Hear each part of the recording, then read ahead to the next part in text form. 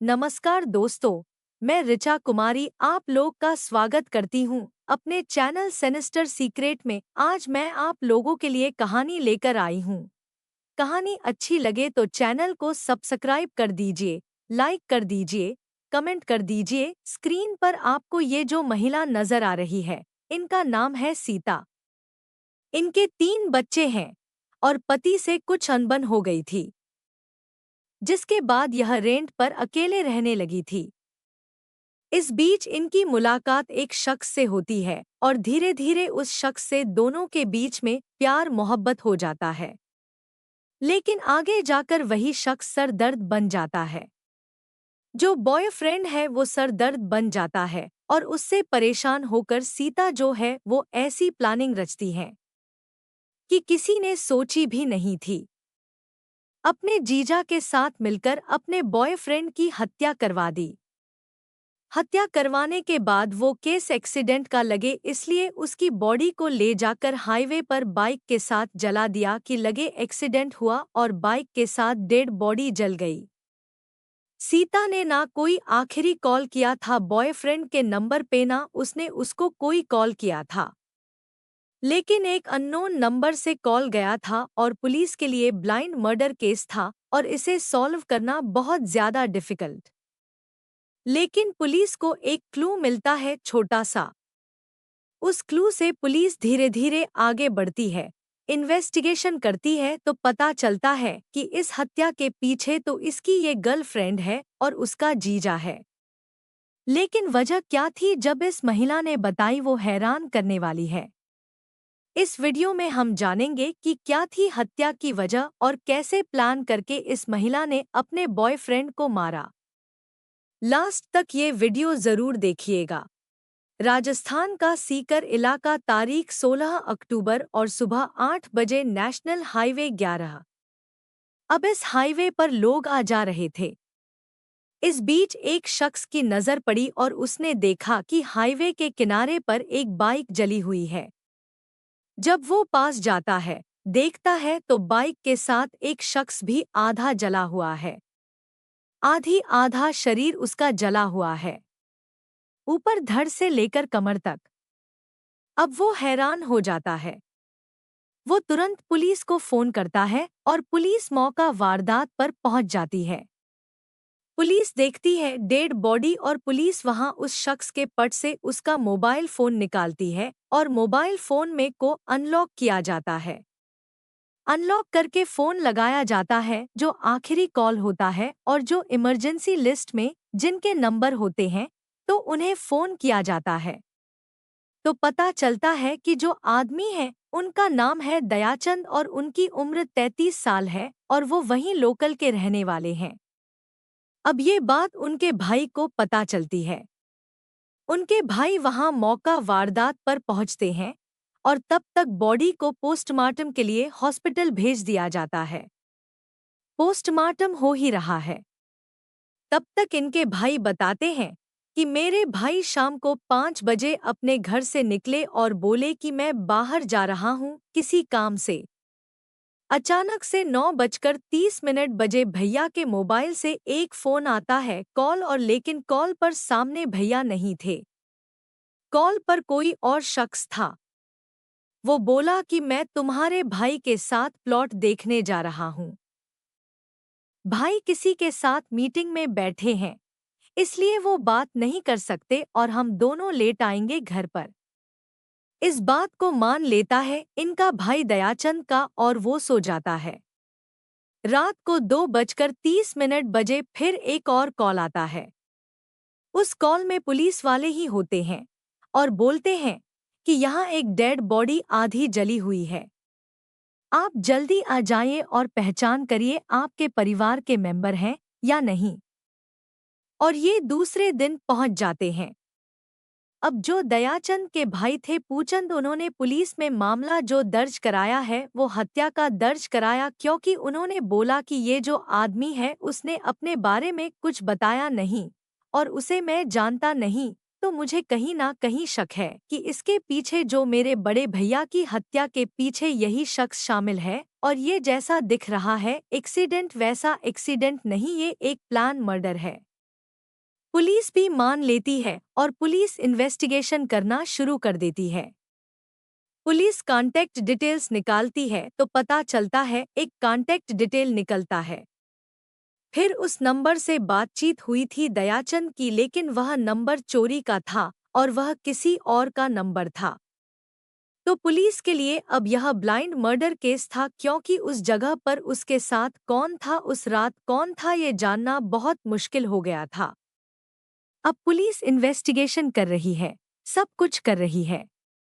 इस बीच पुलिस जब जांच कर रही थी तो पुलिस को पता चला कि ये जो दयाचंद जी हैं, वो एक महिला के साथ पिछले 3 साल से रिलेशनशिप में है।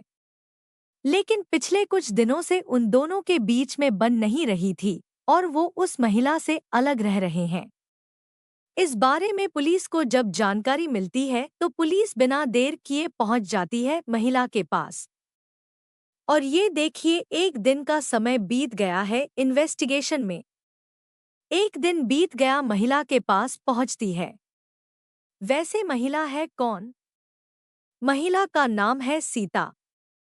और महिला से कैसे संबंध थे दयाचंद के, तो एक बार वो जान लेते हैं।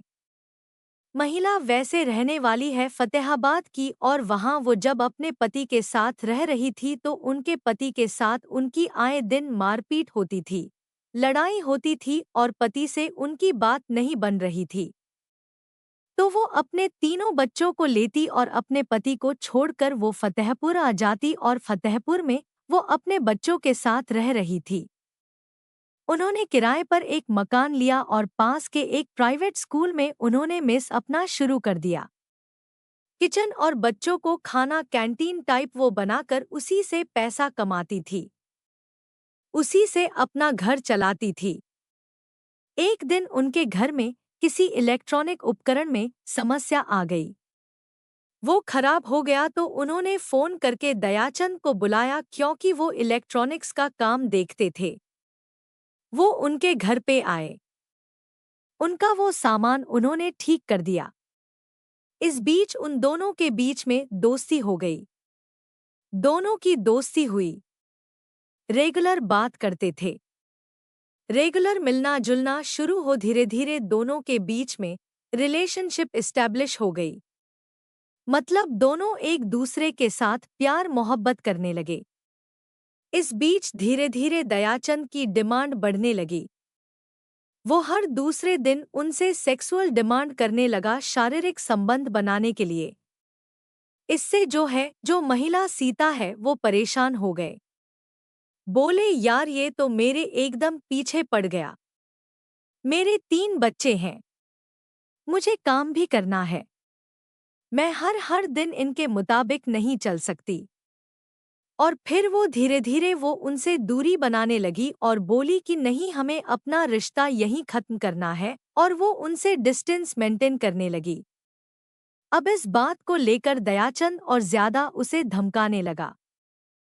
फिर सीता ने वहां से रूम चेंज कर दिया जहां ये रह रही थी, क्योंकि आस पड़ोस में इसने सबको फैला दिया कि सीता गलत काम करती है और उससे पैसे कमाती है। आस पड़ोस के लोग उससे ताने मारने लगे। तो सीता ने वहां से घर चेंज कर दूसरे जगह चली गई। अब वहां भी पहुंच गया यह दयाचंद, और वहां जाकर भी उसने आस पड़ोस और रूम ओनर सबको बता दिया कि गलत काम करती है, अपने पति से दूर है, लोगों को फंसाती है। इस तरह के तमाम आरोप लगा दिए। तो वहां के लोग भी उसे शक की निगाहों से देखने लगे और वहां से भी उसे रूम खाली करना पड़ा। अब इससे सीता परेशान हो गई थी और अब उसने फैसला किया कि अब मैं इसे सबक सिखाऊंगी। और उसने ये सारी बात अपने जीजा को बताई। जब उसने ये सारी बात अपनी जीजा को बताई तो जीजा भी आग बबूला हो गए। बोले कि इसको छोड़ेंगे नहीं, और तब यह प्लान करते हैं कि इसको रास्ते से हटाना है, इसका मर्डर करेंगे। सीता एक अलग नंबर लेती है और उस अलग नंबर से दयाचंद को फोन करती है और बोलती है कि तुम उससे मिलने आओ। अब वो उससे मिलने तो आता है, लेकिन वो नंबर किसी और का होता है। वो बाइक लेकर मिलने आता है। तब तक उसका जीजा जो है दूर कहीं गाड़ी लेकर उसका इंतजार कर रहा था। अब ये तो थी यहाँ तक की स्टोरी। अब पुलिस उससे यही पूछती है कि तुम लास्ट कॉल किसको की थी? तो बताती है अपनी जीजा को। जब जीजा का नंबर देखते हैं तो जीजा का लोकेशन उसी लोकेशन पर आता है जहां इसकी हत्या हुई थी। तो पुलिस का पूरा शक जाता है ये और इसकी जीजा ने मिलके इसकी हत्या की है। तब आगे की स्टोरी बताती है। पुलिस उसे पकड़ लेती है। फिर ये जो जीजा है जीजा को जीजा उसके पीछे रहता है और रास्ते में ये बोलती है रुकाओ मुझे वॉशरूम जाना है और वो बाइक रुकाता है। तब तक जीजा के साथ और दो लोग ये उतरते उसको बहुत बुरी तरह मारते हैं। 1 घंटे तक मारते हैं। इतना मारते हैं कि उसकी मौत हो जाती है। मौत होने के बाद उसकी डेड बॉडी को बाइक पर डाल देते हैं और उसके ऊपर पेट्रोल डालकर गाड़ी को आग लगा देते हैं कि ये लगे कि मामला एक्सीडेंट का है और ऐसा ही हो। लेकिन वो जो आखिरी उसने उसने तो दूसरा मोबाइल यूज़ किया था कि पुलिस को पता ना चले लोकेशन और इन लोग ने अपना मोबाइल तो स्विच ऑफ कर दिया था कि उस एरिया मतलब महिला ने कि उस एरिया में उसका लोकेशन ना है तो किसी को महिला पे शक ही नहीं आएगा। तो उसके जीजा पे दूर दूर तक शक जाने की कोई बात ही नहीं थी। लेकिन महिला से बस इतना पूछा गया था कि तुमने आखिरी कॉल किसको किया? तो उसने जब बताया कि मैंने अपने जीजा को आखिरी कॉल किया और उसकी लोकेशन देखी गई तो पता चला उसकी लोकेशन उसी जगह पे है जहां उसकी हत्या हुई थी। पुलिस ने ऐसे मामला सॉल्व कर लिया और महिला को जुडिशियल कस्टडी में भेज दिया गया। महिला ने जो कारण बताया वो यही बताया कि बार बार मुझसे शारीरिक संबंध बनाने की डिमांड करता था। हर दिन ये आ जाता था और बोलता था मुझे तुमसे संबंध बनाने। इससे मैं परेशान हो गई थी। जब मैंने करने से मना कर दिया तो इसने आसपास के लोगों को मेरे बारे में गलत बोलना शुरू कर दिया। मेरे बारे में अफवाहें उड़ानी शुरू कर दी इसने, जिसकी वजह से मैं परेशान हो गई था और मैं कहीं भी रूम नहीं ले पा रही थी रेंट पे। कोई भी ऐसी सिंगल मदर वुमेन को जल्दी रूम नहीं देता रेंट पे वहाँ, और वही प्रॉब्लम शुरू हो गया जिसकी वजह से मैंने इसकी हत्या कर दी।